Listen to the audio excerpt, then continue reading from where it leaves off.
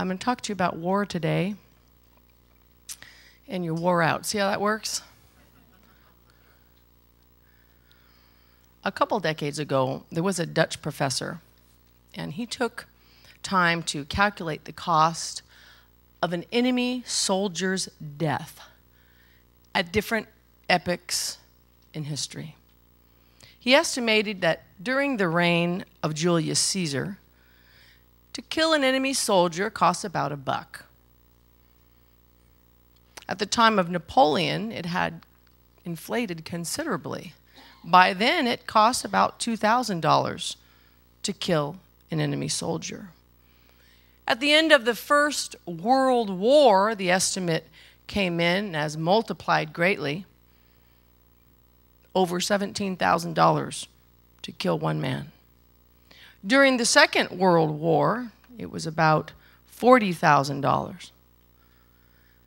And during the Vietnam War, the conflict as we call it, in 1970, it has been estimated that the cost to kill an enemy soldier was over $200,000.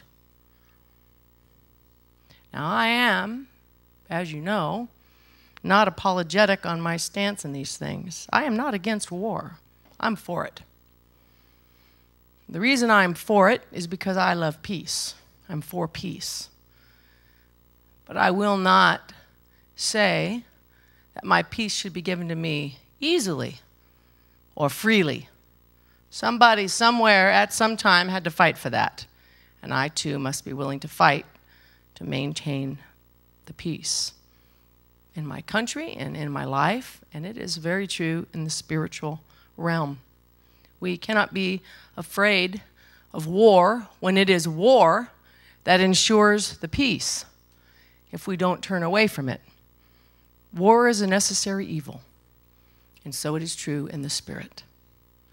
The enemy is as a raging lion, not is, but he's as, and he comes to kill, destroy, steal. He comes to lie. He's at war with you.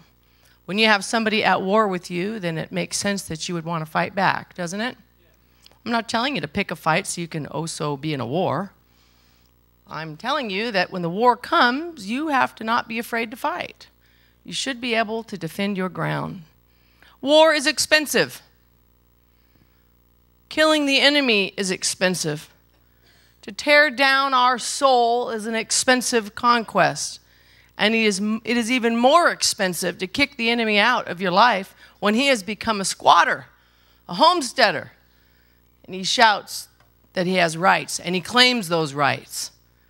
When you're in the middle of doing something wrong, it is even harder to get rid of the enemy. And it is harder to reconcile what you want against the cross when what you want is not what God wants. So today, it's my desire as we go forward that you understand that you are not only in a war, but you're in a war to win. You're in a war to fight. You're in a war to win. And the devil should not be able to get in the ring with you and win because you didn't show up. It's our pleasure to give the enemy a black eye. See to it that our fears and what we hold dear is reconciled to the cross. We talked about this Friday, and the reason is because if I have fears and I have desires and wants that are mine and mine alone, and I hold on to them, what I'm doing is I'm reaching up above the bloodline of Christ that's over my head. And I'm placing my fears and what I hold dear above the bloodline. And that means it's a calling card for the enemy, and he can come to get it, and he will. But what I hold dear, if I pull it down under the bloodline and push it into the cross, it eliminates my fears, and everything is reconciled and sanctified unto God. If I continually walk in what I want and my fears, the enemy can pierce it because it's not buried in the blood. The bloodline is upon you. It's about you. And at a time of war, it's good to know that.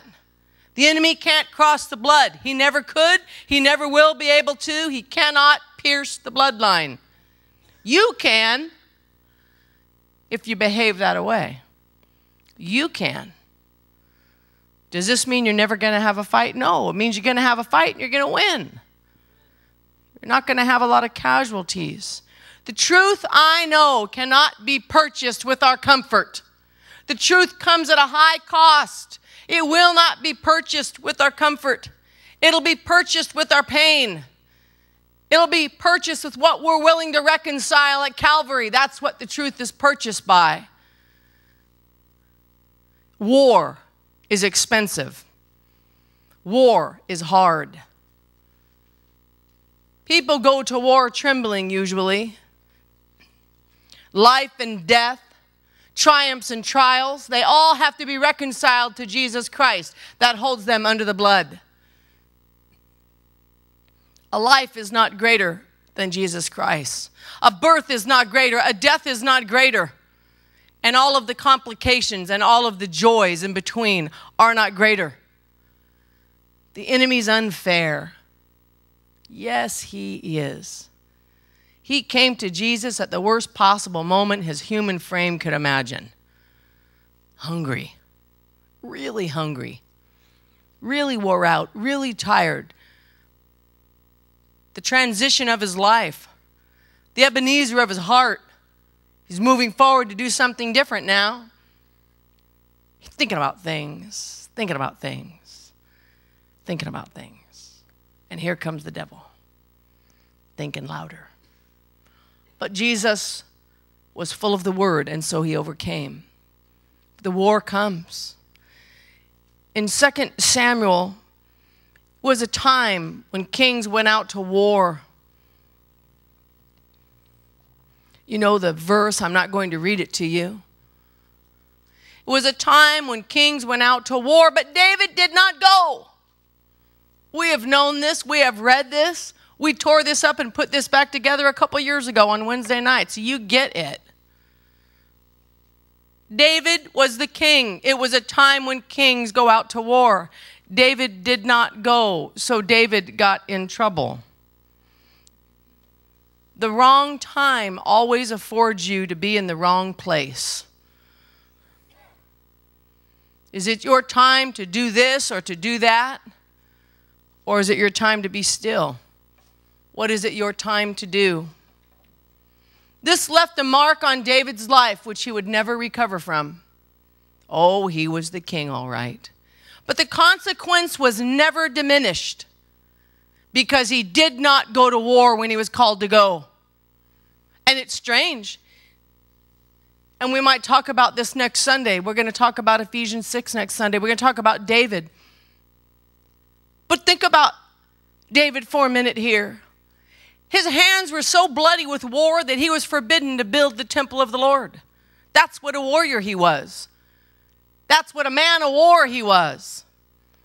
He wasn't afraid of war, but still, we have a woman on a roof, his next door neighbor. Was it that he noticed her before and manipulated himself to stay? Or did he simply happenstance show up on the roof to have a cup of tea so innocently? And oh, there she is, my. Was it that simple? Was it that easy? Or had he been provoked for years? Had he been provoked for months? Had he been provoked in the night and not held that thought captive under the God that he served? Did he entertain the rooftop thought? Did he perhaps think that maybe everybody's out to war and now I can get away with whatever I want? Hey, I've done my duty. I am a man of war. I've gone once, twice, many times, you see. I can take a break now. I'll just sit on the roof and have a cup of tea. I'll just sit here at a particular time. Not an hour before when someone's not taking a bath, and not an hour later, but this particular hour, on this particular day, and this particular moment when I know people are gone and yet I know I'm supposed to go. I'll plan it, you see, and I'll act like it just happened to me. It was a time when men go out to war. 'War. 'And David just wasn't any man. He was the king. was a time when kings go to war. And he wasn't just any old king. David was a warrior. He was a bloody warrior, valiant to be sure. But he could not lead his own life. And this created a mark on him that to the end, to the very end of his life, up to the end, the curse would follow him. Up to the end. He had blessings. He served God. He had a heart after God. He did beautiful things. He wrote beautiful things. But inside the heart of a man, there was a curse of consequence because he refused to go to war when he was supposed to go.